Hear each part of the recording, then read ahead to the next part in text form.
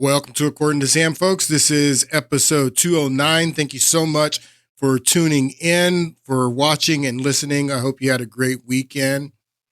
I'm sure you've noticed, especially last week and over the weekend and pretty much all year, the protests that have been going on college campuses, but not only at college campuses. You've been having situations where traffic has been blocked. They were protesting at the correspondence dinner last week, and they're all protesting for Gaza, for the people of Gaza. Some of the protests are completely anti-Israel. All this started back in October with it was a massacre pretty much that happened in Israel on October 7th when Hamas paraglided over the fence and they had tunnels that went underneath the fence and they stormed into Israel and killed a bunch of people, took a bunch of hostages, and this has been going on since October. And the protests in the United States, because Israel responded and Israel has been heavy-handed in their response. And there's been protests going on the college campuses all over this country, not only at the college campuses or on the college campuses, again, everywhere. And now we're getting into the summer. People are starting to say this is reminiscent of what happened in 2020 with the protests all summer in 2020 for George Floyd. If you remember, that happened and started in the month of May, and we're now in the month of May. It was towards the end of May when the video of George Floyd's death went viral. It's around May 31st when they started protesting.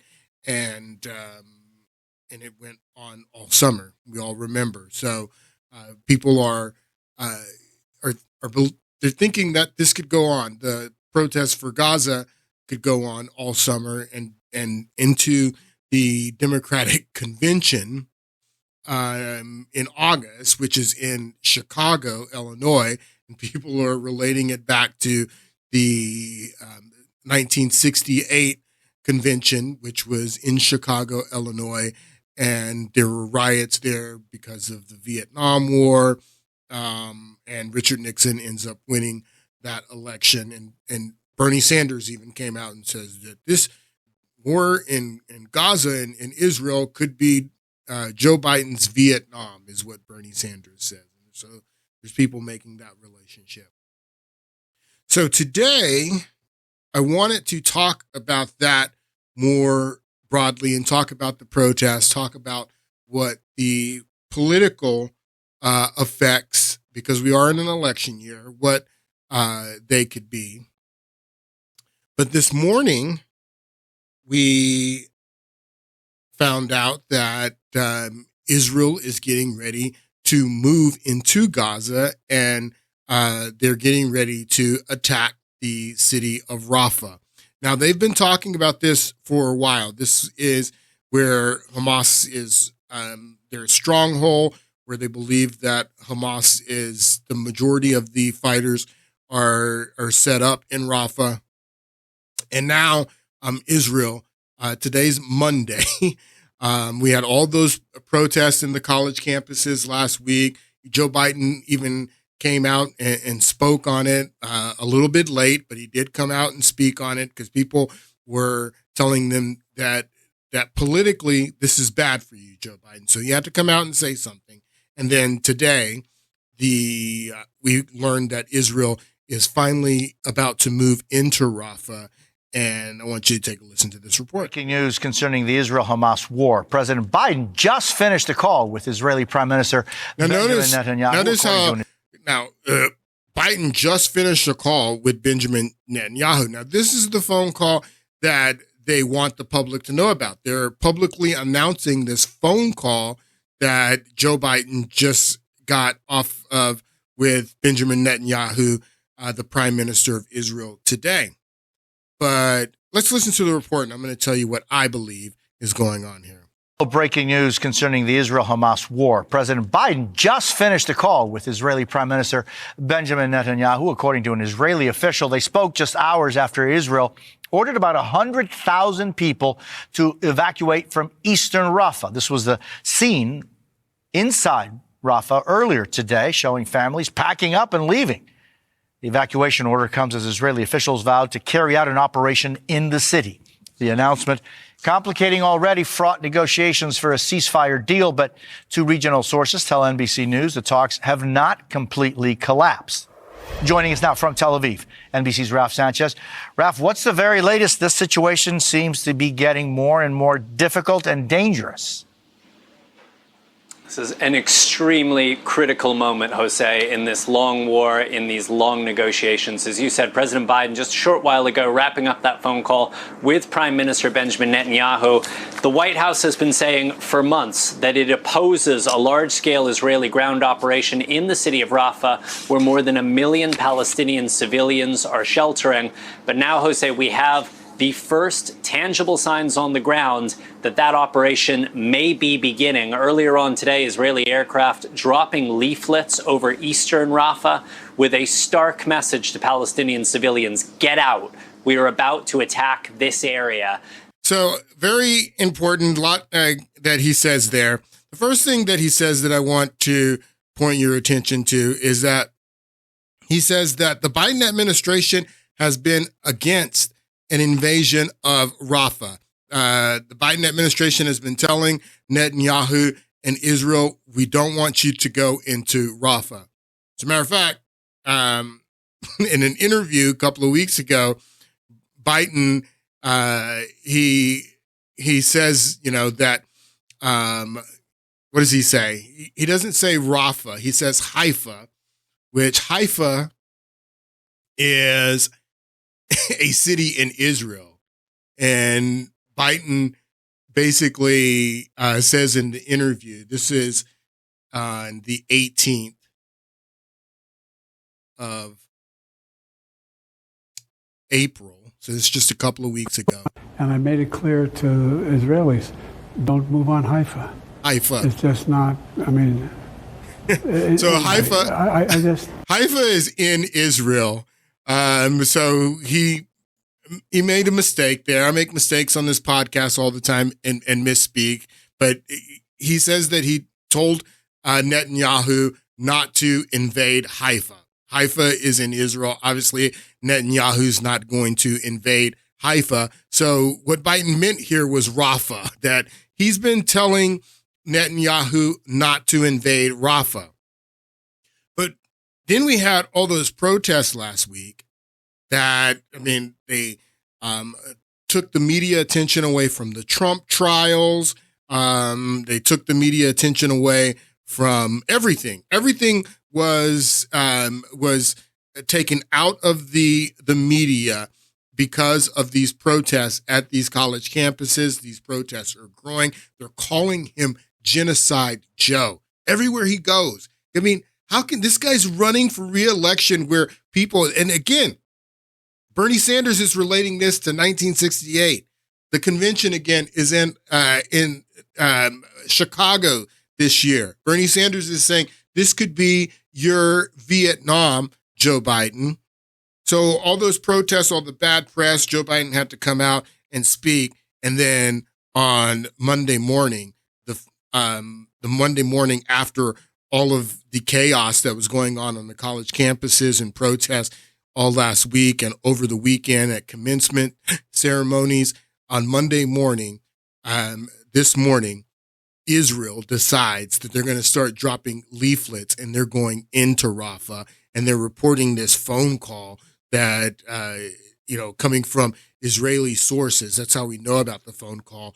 This phone call where Biden called Netanyahu and they're talking about this invasion of Rafah.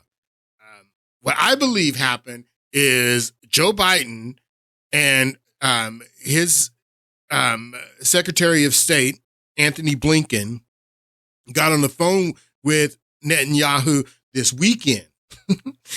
And it may have been yesterday, it may have been Saturday, but that's the phone call they're not telling you about. And publicly, this guy's saying, don't invade Haifa, Rafah.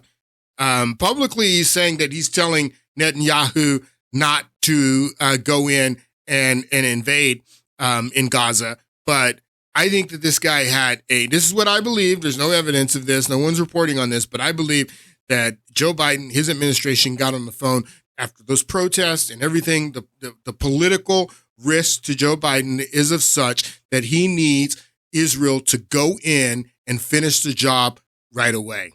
And I believe that Joe Biden communicated that to Netanyahu, that look, time's to go. It's time to go now. Go in, finish the job. We can't have this going on all summer. They're calling me Genocide Joe at my rallies, for God's sake.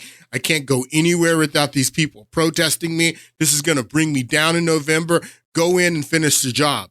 So he's saying publicly, no, don't invade Haifa, don't invade Rafah.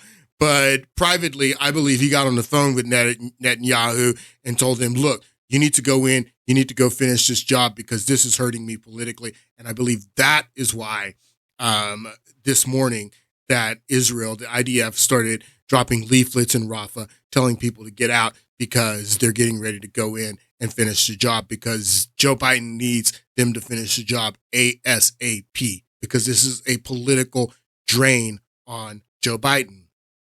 Breaking news concerning the Israel-Hamas war. President Biden just finished a call with Israeli Prime Minister Benjamin Netanyahu. According to an Israeli official, they spoke just hours after Israel ordered about 100,000 people to evacuate from eastern Rafah. This was the scene inside Rafah earlier today, showing families packing up and leaving.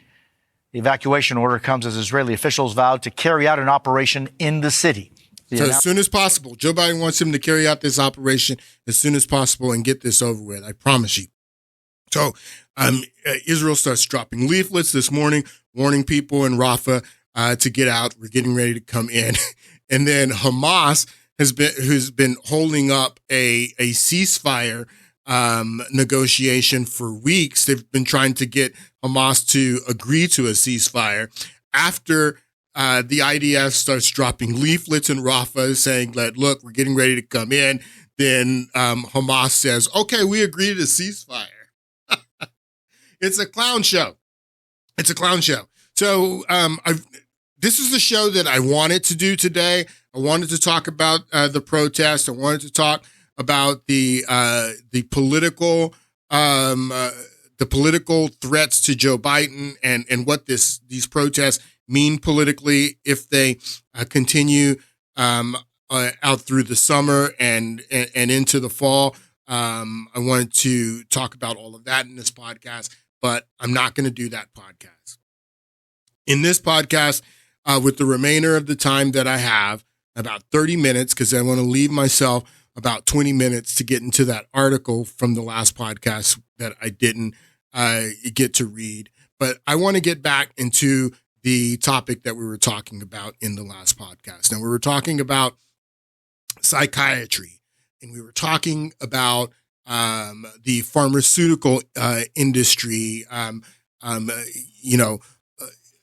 selling everyone drugs to achieve a mental peace that people are seeking today. People are dealing with anxiety. They're dealing with depression. They're dealing with all of these emotional, behavioral, and psychological issues. And the pharmaceutical companies are selling us SSRIs, serotonin reuptake inhibitors, and other drugs. I mean, and the numbers. If I have time, I'm going to get into some of these numbers about how. And if you look at the countries that are using these drugs, the majority of these drugs, they're all Western countries. They're all in Europe, the United States, Canada, Australia, New Zealand, Very few African countries are on these. I thought that was interesting.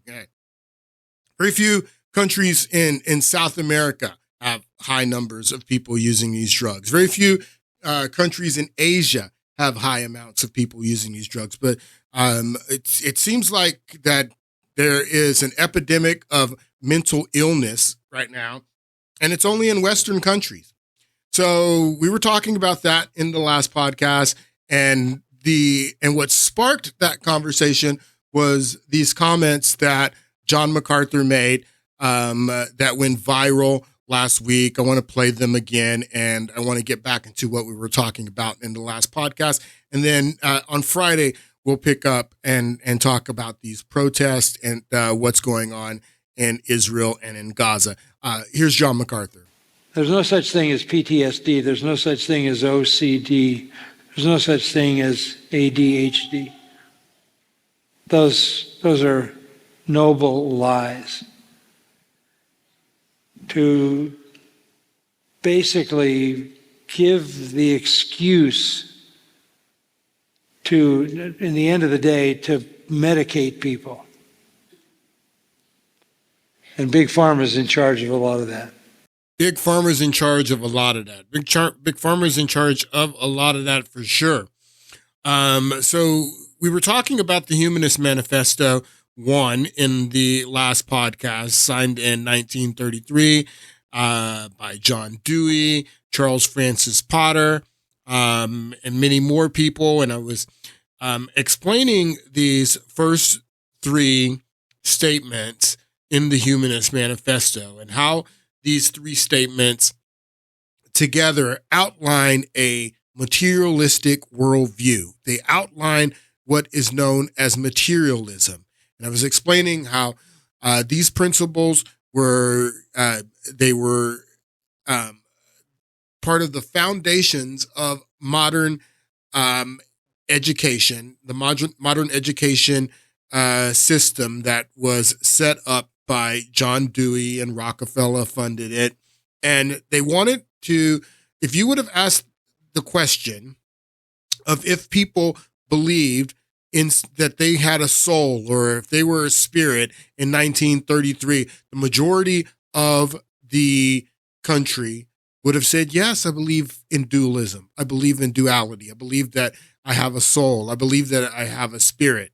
But they took these principles, the principles of materialism, and injected them into public education and have done so for decades, to where now the majority of our culture, the majority of our society has a materialistic worldview. The majority of our society believes, as religious humanists believe here in the first statement, regard the universe as self-existent and not created. Now, the funny thing about this is that this document was composed and signed in 1933.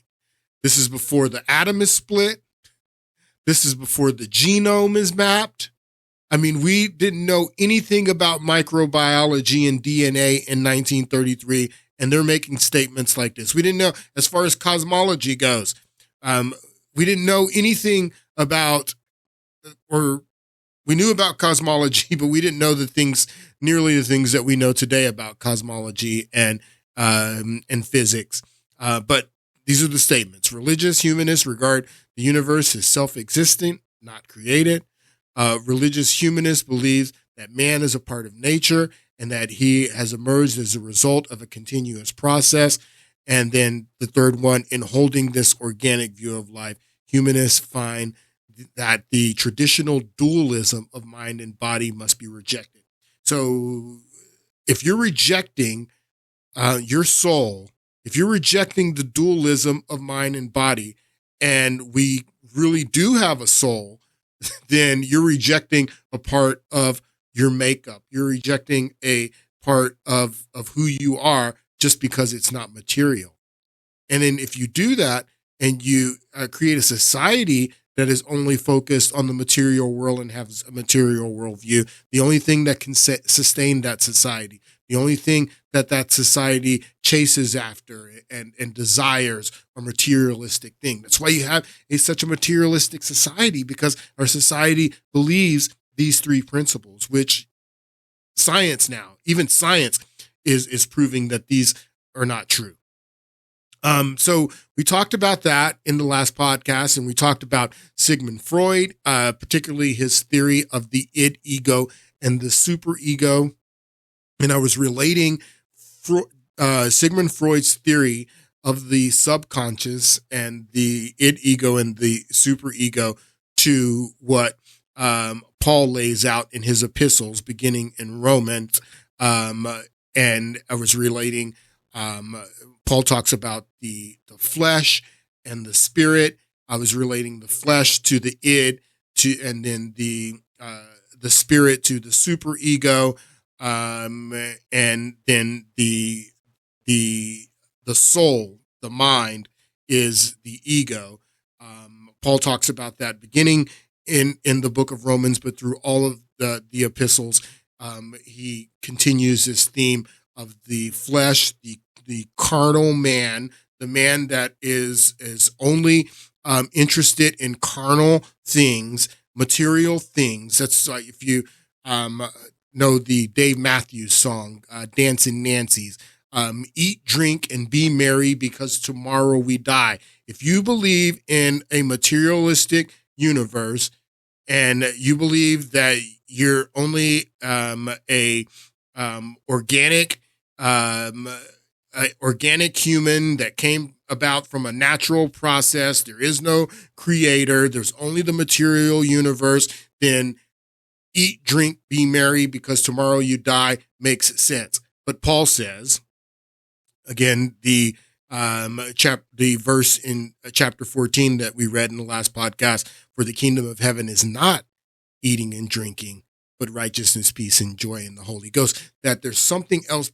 If we are more than just physical beings, then there's something else that needs to sustain us outside of just physical sustenance, the eating and drinking. That there's something else that we need to satisfy us. And because they took away the spirit in teaching us this worldview of materialism, that is why we're not satisfied. That's why we're not sustained, because we don't even believe we have a soul. So we were talking about Sigmund Freud. I want to, at a future date, I don't have time in this podcast, but I want to introduce you guys real briefly to Sigmund Freud's nephew. Sigmund Freud's wife was named Martha Bernays, and Martha Bernays' nephew through her brother is Edward Bernays. Edward Bernays, he basically handled all of the propaganda for the United States military in World War I. He traveled with Woodrow Wilson to France to negotiate the Treaty of Versailles. And then he came back to the United States after World War I, and he set up the Office of Public Relations.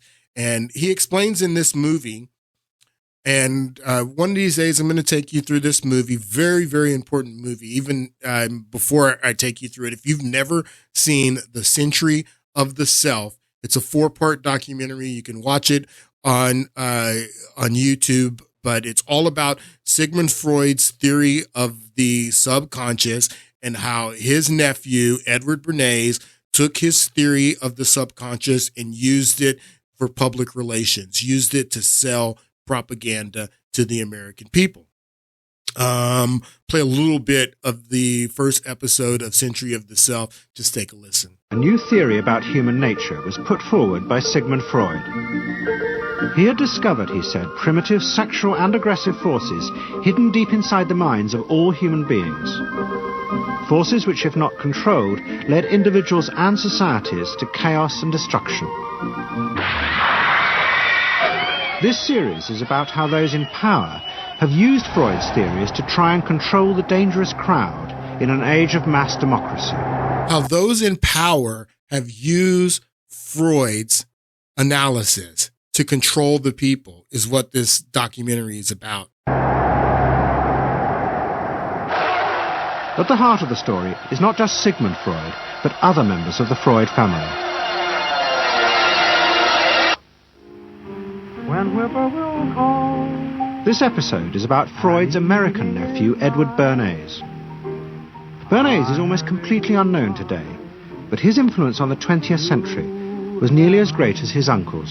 Both of them together, their influence on the 20th century and now even the 21st century is, one of these days I'm going to take you through that. But this lady goes through, I want to go back into relating Freud's theory of the id, ego, and superego to what Paul says in the Bible about the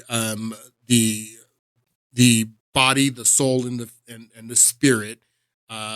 Body being flesh, the soul, and the spirit is the three parts that Paul says, and then the three parts that Freud says are the id, ego, and the superego. I want to show you more about how they relate. Now, again, the id relates to the flesh. The flesh is carnal. The flesh only cares about carnal desires because the flesh is only about the materialistic world. The flesh only wants to, so everything that she says here about the id is what Paul says about the flesh. Take a listen. According to Sigmund Freud's psychoanalytic theory, the human personality is made up of three parts: the id, the ego, and the superego. The id. The id is present at birth and is the seat of all emotional impulses and desires. The id is present at birth. This goes directly to the Christian theory of original sin, that the id is present at birth. The superego is not present at birth, and the superego is not guiding you at birth. This is so biblical. This is at the roots of what Christianity teaches. Is that there is no superego. There is no spiritual influence on you when you're born. Only the id is pulling on you. Only the id influences you. Base level desires, base level needs, base level lusts and whatever the flesh craves. Hedonism is what it's talking about here. Just what she's going to tell you here. What the id is based on is what Freud calls the pleasure principle. That the only thing you care, and this is what the only thing the hedonist cares about is pleasing his flesh, pleasing his body, pleasure. So that's what the id is. That's what she's explaining. Id is present at birth and is the seat of all emotional impulses and desires, especially your sexual and aggressive urges. Freud viewed the id as a cauldron full of seething emotions which knows no judgments or values. No values. The id is illogical, immoral. The id is illogical and immoral. Freud viewed the id as a cauldron full of seething emotions which knows no judgments or values. The id is illogical, immoral, and driven to satisfy instinctual needs. Children younger than 2 years old are completely dominated by the id. For example, when Charlie wants some adults, she's talking about children, but there's a lot of adults that are completely driven by the id as well. By the id. For example, when Charlie wants something, he wants it now. He expresses his emotions directly and spontaneously. He kicks, he bites, he screams and cries. The id obeys what Freud called the pleasure principle. So the primary motive is pleasure and immediate gratification of needs. To the flesh. Pleasure and immediate gratification of the flesh. What Paul calls over and over again, the carnal body, the carnal man. That is what the id corresponds to. It pays no attention to the demands of reality or morality. Its motto is, if it feels good, do it. If it feels good, do it. That's the id. If it feels good, do it. And what Paul says is that's the flesh as well. That the flesh is, if it feels good, do it. Now, we read this passage of scripture from Paul in the last podcast. This is Romans 8, verse 5. And then I substituted the word flesh for id in this passage, and the word spirit for superego, because I'm relating it back to Freud's theory. And again, let's read it the same way. Those who live according to the id have their minds set on what the id desires. And what does the id desire? She tells you right here. The id desires, what does the id desire? If it feels good. Its motto is, if it feels good, do it. That's what the id desires. If it feels good, do it. So this is what Paul says. Those who live according to the id have their minds set on what the id desires. If it feels good, do it. If it feels good to the flesh, do it. But those who live according to the spirit, the superego, have their minds set on what the superego, what the spirit desires. The mind governed by the flesh, the id, is death. But the mind governed by the spirit, the superego, is peace. That's what we're talking about. We're talking about inner peace, mental peace. What the drug companies are telling you need to pop a pill to get. Paul's telling you how to get it without a pill. The mind governed by the flesh is hostile to God and does not submit. The hedonistic mind that is only concerned with eat, drink, and be merry because tomorrow we die. That's only concerned with if it feels good, do it. If it's only concerned with the pleasure principle and pleasing the flesh, Paul says the mind that is governed by the id is hostile to God and does not submit to God's law, nor can it do so. Those who are in the realm of the flesh, carnal, base level, id, cannot please God. All right, so now she goes into the superego. Now, the superego corresponds to what Paul calls the spirit. All right? The impulses of the id are largely unconscious, meaning they're hidden from awareness. The ego. Oh, she's going the to ego. The ego strives to manage. So the ego's mind. I want her to hear. I want you to hear her talk about the superego. The superego. The superego usually develops when you are around 5 years old. It contains the rules and standards you absorbed from your parents, culture, teachers, religion, and society. I think this is very interesting that she's saying that the superego develops around 5 years old. I don't know how you can say that. I mean, at what period? I mean, some people never develop a superego because, as John Locke says, tabula rasa, we're born with a blank slate. If you don't have anyone or anything that is imparting the morality of the superego in you at a young age, you have where would you get that morality from? So I don't know. I mean, 5 years old, it could be, into adulthood for some people before. And some people never develop a superego, a spiritual conscious. Some people stay in hedonism and stay in the pleasure principle for their entire lives because they are confounded to the four dimensions of space-time. That's what materialism is that there's nothing outside of the four dimensions of space-time, the three spatial dimensions and time. So those who believe in a spiritual realm believe that there's more than just the four dimensions of space-time. All right, back to the superego. The superego. The superego usually develops when you are around 5 years old. It contains the rules and standards you absorbed from your parents, culture, teachers, religion, and society. It's basically your inner judge or critic. The function of the superego is to contain the demands of the id through moral influence of the ego. For example, when Michael was shopping, he felt the urge to steal a chocolate bar. However, his superego reminded him that stealing is morally wrong. The morality principle is a basis of the superego, so it's very focused on what is good or bad and right or wrong. It represents the traditional values and ideals of society as they're handed down from parents to children. If a strong moral code is not sufficiently sustained, then guilt is produced by the superego. Defense mechanism.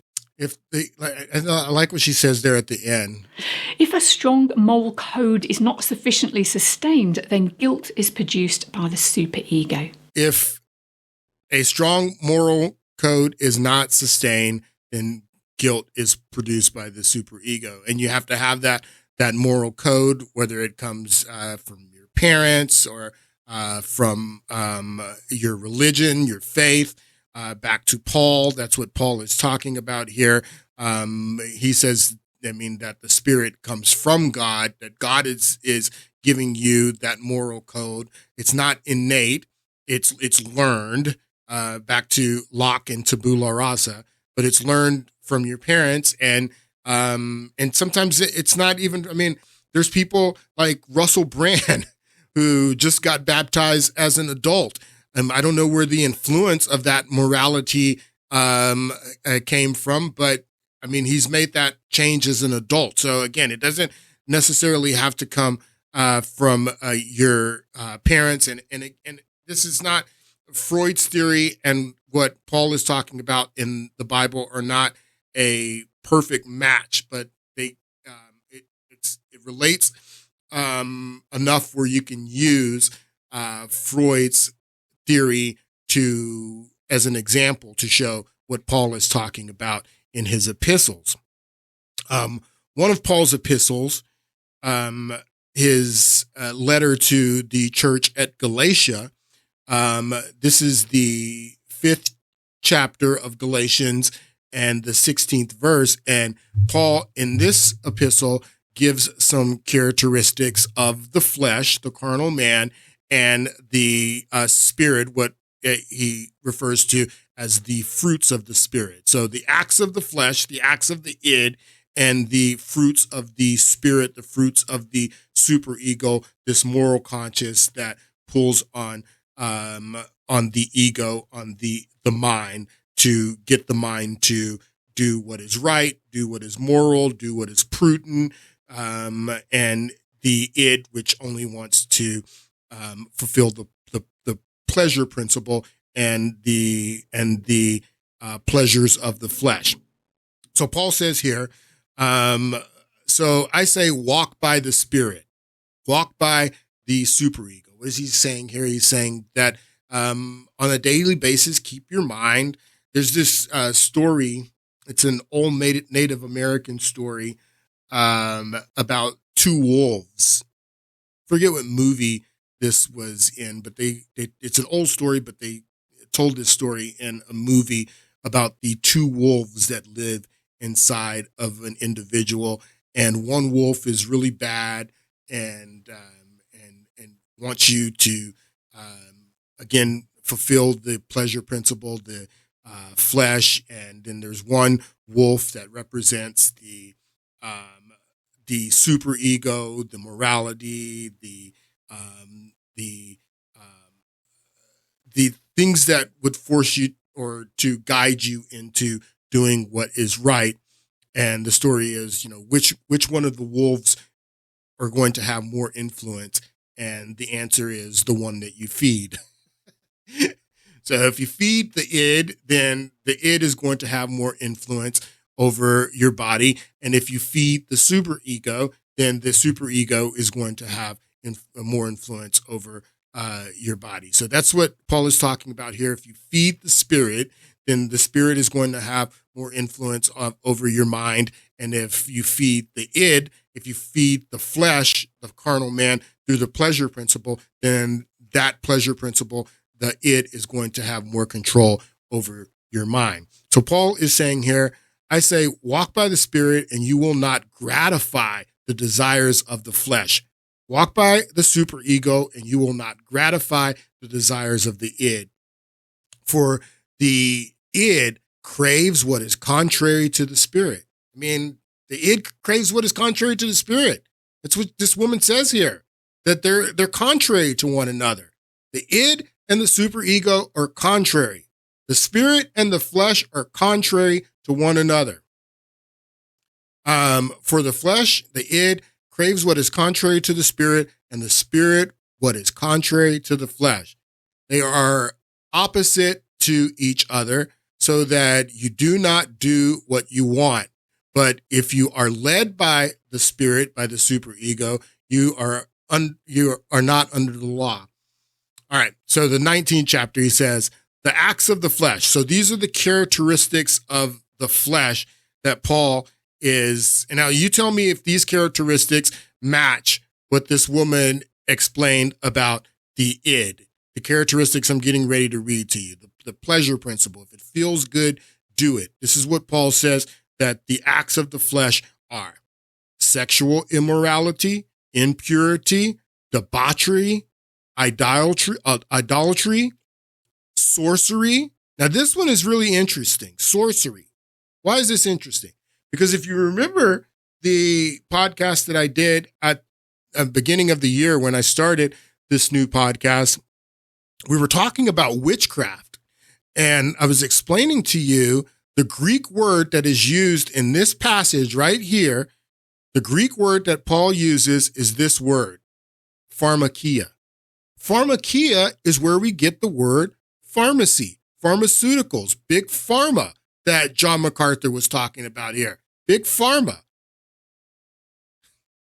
Pharmakia means sorcery. That's the word. That's the Greek word.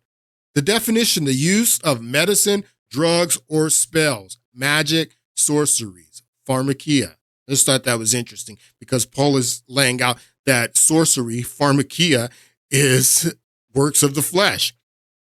Sexual immorality, impurity, debauchery, adultery, sorcery, hatred, discord, jealousy, rage, rivalries, divisions, factions, envy, drunkenness, orgies, and all alike. I warn you, as I did before, those who practice such things will not inherit the kingdom of God. And then he goes into what the characteristics, what he calls the fruits of the Spirit.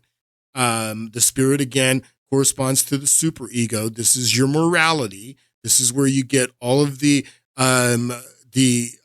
things that lead you to do the right thing.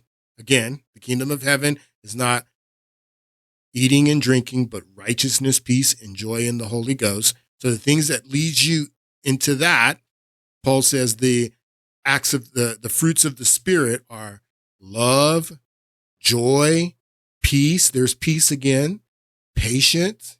Right? You don't have anxiety if you have patience. Kindness, goodness, faithfulness, gentleness, self-control. Against such things, there are no law. And then let's read these last three verses. Those who belong to Christ Jesus have crucified the flesh with its passions and desires. Passions and desires. The flesh, passions and desires. If it feels good, do it. Those who belong to Christ. And this goes back to that concept that I was telling you in the last podcast that is repeated over and over again in the Bible. And it's a very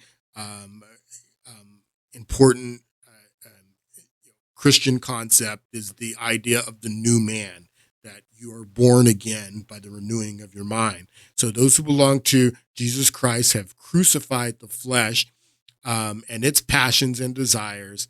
Since we live by the Spirit and walk in step with the Spirit, let us not become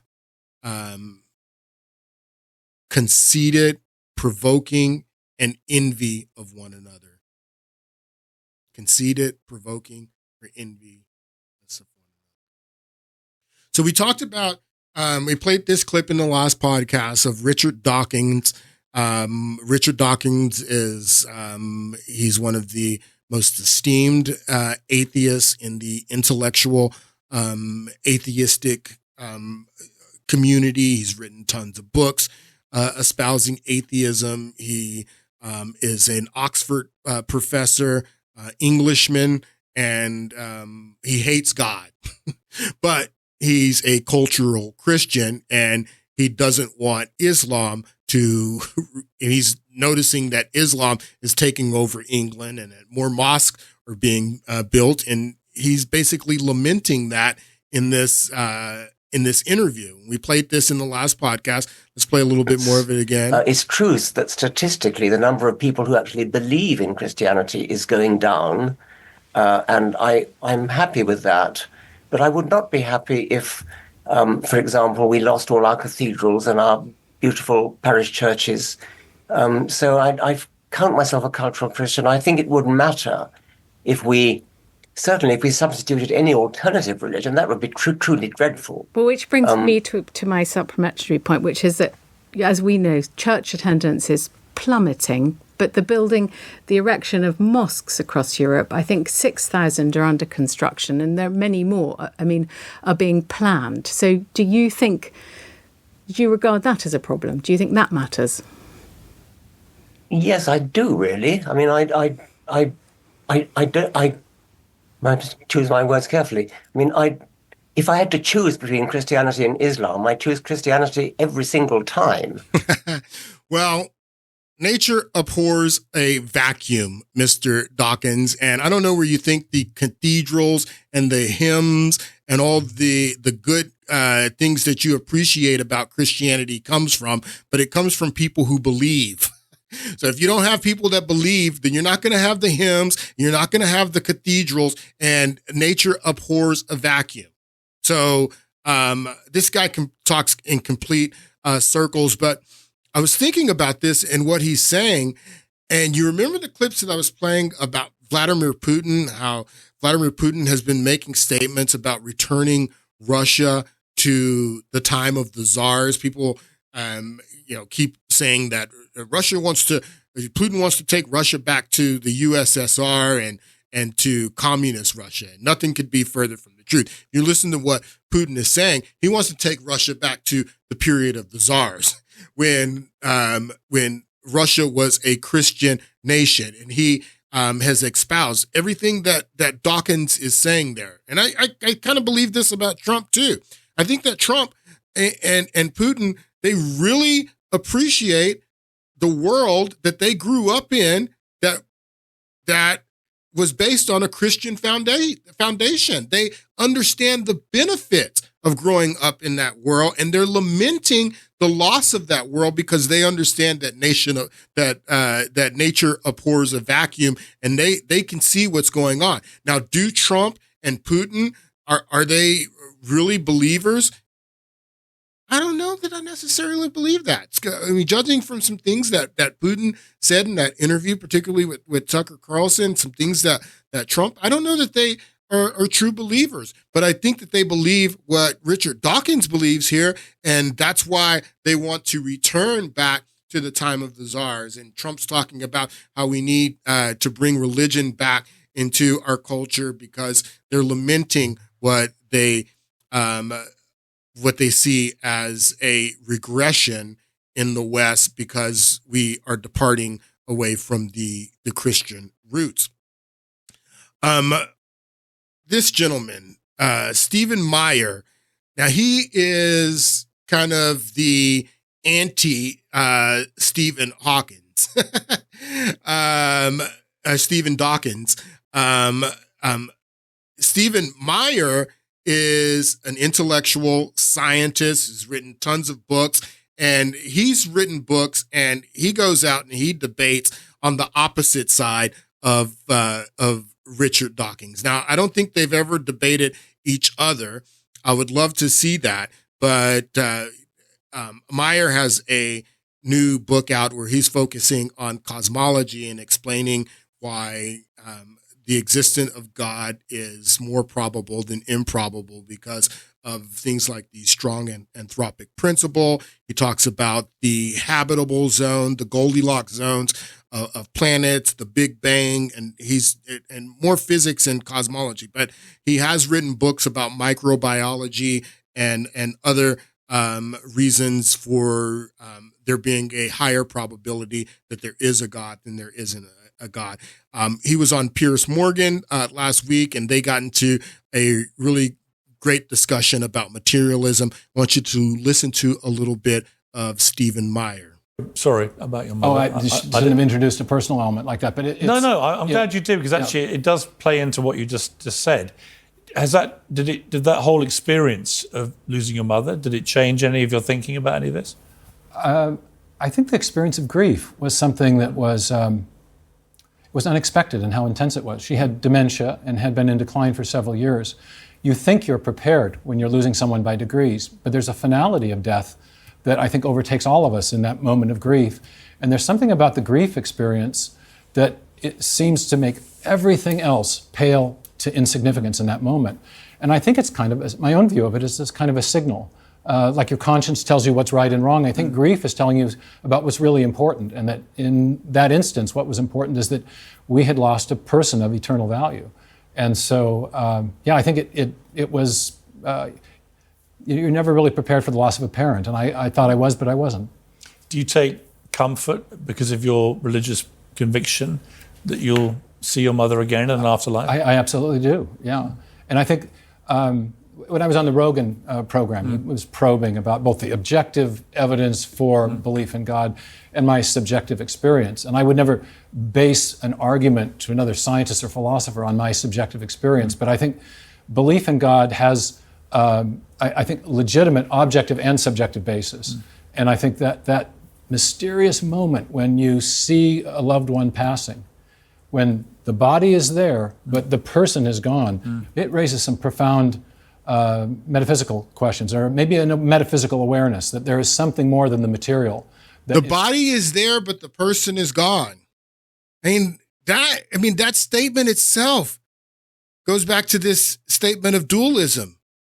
In holding the organic view of life, humanists find that the traditional dualism of mind and body must be rejected.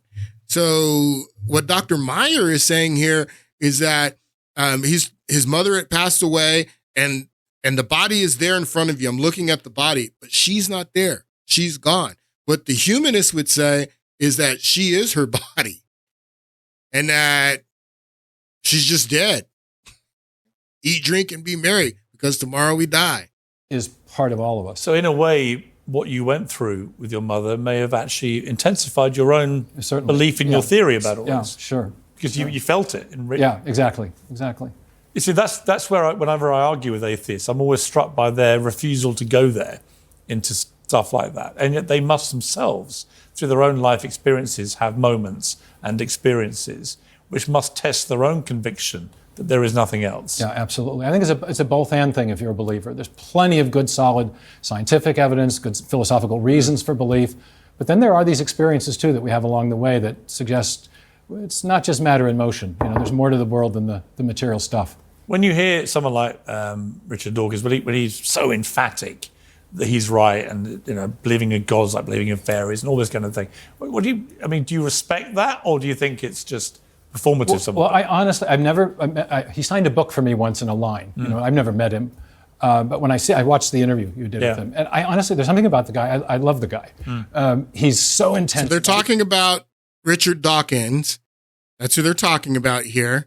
He says he's never met him, but that's what Piers Morgan had done an interview with Richard Dawkins before this interview. So that's what they're talking about here. Gods like believing in fairies and all this kind of thing. Do you respect that, or do you think it's just performative? Well, I honestly, he signed a book for me once in a line. I've never met him. But when I watched the interview you did with him, and I honestly, there's something about the guy. I love the guy. He's so intense about. He was quite rude about me afterwards. I don't know why, because I really quite enjoyed the interview. And I thought it was quite it looked like you were having fun. Yeah, I didn't think there was a problem. He clearly thought there was. But I always feel that anyone who has that level of intensity about the big questions in life is someone with whom I share a kindred spirit. Now we're in the opposite. We've come to the opposite conclusion. But I also think he has this great talent for framing issues. The universe we observe has exactly the properties that we should expect. That's a great quote. If no design, no purpose. Another one, he says that biology is the study of complicated things that give the appearance of having been designed for a purpose. And yet, Dawkins himself acknowledges that he can't explain the origin of the first life. Right. So, and that to me, right there, His inability to do that is where his whole position to me collapses. Because if you're going to just make assumptions that another person's view is completely wrong, there cannot be a God, well, okay, fine. But you've got to be able to explain You got to deliver the goods. Yes. In the interview with you is so telling. When you asked him what he wished he knew, and could explain, he said the origin of the universe, the origin of life, and the nature of consciousness. Yeah. Well, those are the very things that materialism is. Not just that science can't explain those. A materialistic worldview fails to explain. Yes. Absolutely. Listen to what he says here. This goes back to the Humanist Manifesto. The origin of the universe, the origin of mankind, and the origin of consciousness. It's right there. That the humanists have taught you, this is how you have a materialistic worldview. The humanists have taught you that the origin of the universe is self-existent and not created. So that's what the humanists believe. That's what most of our culture believes. That's what's been ingrained in our culture. That's what's been taught to our culture, that the origin of the universe is self-existent and not created. That the origin of man, this is what they taught you, that the origin of man is part of nature and that it has emerged as a result of a continuous process. And then consciousness. What's the origin of consciousness? How can you, if you don't have duality, how can you explain the consciousness? Holding the organic view of life, humanists find the traditional dualism of mind and body must be rejected. So if you're rejecting that, that's what Dr. Meyer is talking about here. That those are the three big questions that establish materialism. Plain. You got to deliver the goods. Yes. In the interview with you is so telling. When you asked him what he wished he knew, and could explain, he said the origin of the universe, the origin of life, and the nature of consciousness. Yeah. Well, those are the very things that materialism is. Not just that science can't explain those. A materialistic worldview fails to explain those. And actually, a belief in God is, in a way, endorsed by those big questions, because the human brain cannot come up with any other logical explanation. So a logical explanation based on science and data, it doesn't exist. And this is not God of the gaps. Okay, there are gaps there for materialism, but the materialists assume that any explanation that doesn't involve a purely material absolutely is an explanation that is just filling a mere gap. Absolutely, and that's why they sold you the chemical imbalance, that you're depressed because you have a chemical imbalance. If you're only a physical being that has come about through a natural process, then there has to be some, if you're depressed or you have some spiritual ailment because you don't have a soul, then there has to be something physical in your physiology that needs to be repaired to repair what's going on in your brain. So that's why they sold you the chemical imbalance. Take these drugs, and that drugs will repair the chemical imbalance, and then you can have a peaceful mind again. It's all based on lies. Is an explanation that is just filling a mere gap. But the rules of explanation are a little different than that. A good explanation provides a causally adequate explanation, where you infer an entity which, if true, would be capable of generating and therefore explaining the thing of interest. We look at the origin of the universe, and we understand that matter, space, time, and energy come into existence. Then prior to that, there's no matter again to do the causing.